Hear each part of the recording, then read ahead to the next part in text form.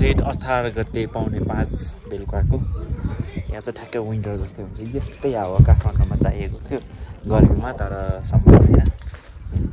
कति चिसो हावा रहेछ फुल पनि हलिरहेछ पार्क रहेछ एउटा आवाजमा आउँछ ल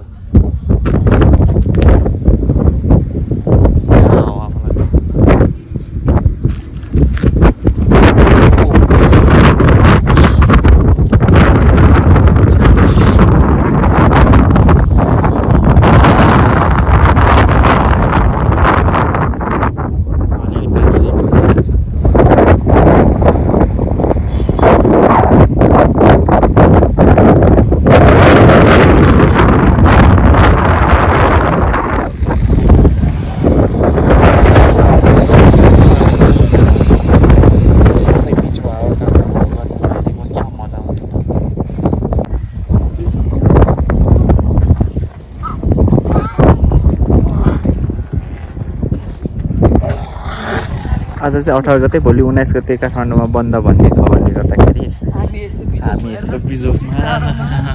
नाइट बसमा जाने तयारीमा छौँ है अहिले चाहिँ हामी ठाडेमा छौँ यहाँ चाहिँ त्यो गर्मी महिनामा पनि भुसुन्ना पानी आइरहेछ कपाल पनि भिजिरहेछ यस्तो चिसो हावा बलिरहेछ हामी रातभरि यात्रा गर्छौँ होला अनि भोलि बिहान राति 5 बजेसम्म पुग्ने सम्भावना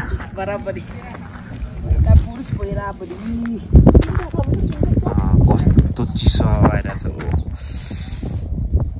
ठ्याक्कै विन्टर जस्तो यहाँ त जाडो महिना र गर्मी महिना एउटै रहेछ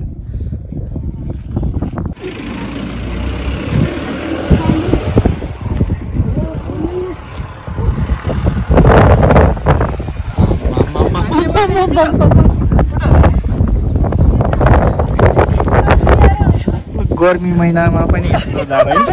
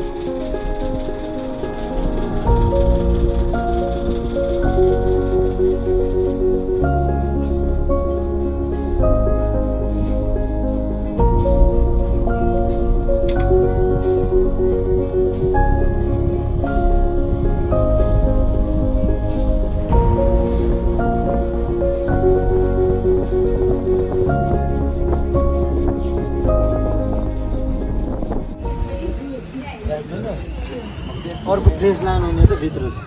कलिलो रहेछ ओइले छ कि आजको घाम केले खुइरहेछ त कसरी हो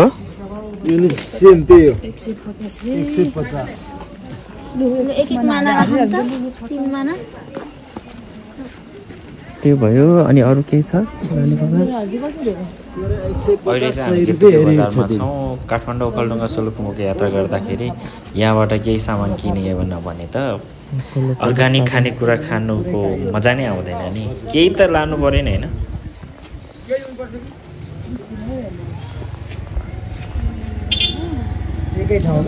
फिलुङ्गी होइन यो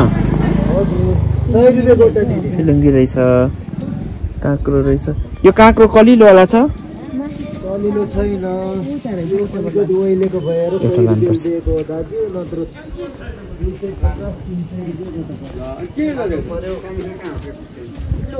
यहाँ मैले नयाँ ल्याएँ हजार 300 रुपियाँ गोटा कि काँक्रो कसरी हो काँक्रा 300 रुपियाँ गोटा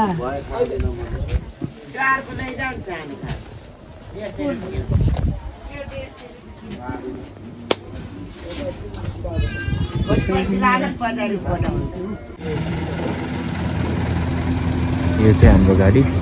अहिले हामी 11 बजे यहाँ आइपुग्यौँ तर यो नाकाबाट चाहिँ सिलगढी कुरकोटबाट 12 बजे मात्रै जान दिने रहेछ त्यही भएर 1 घन्टा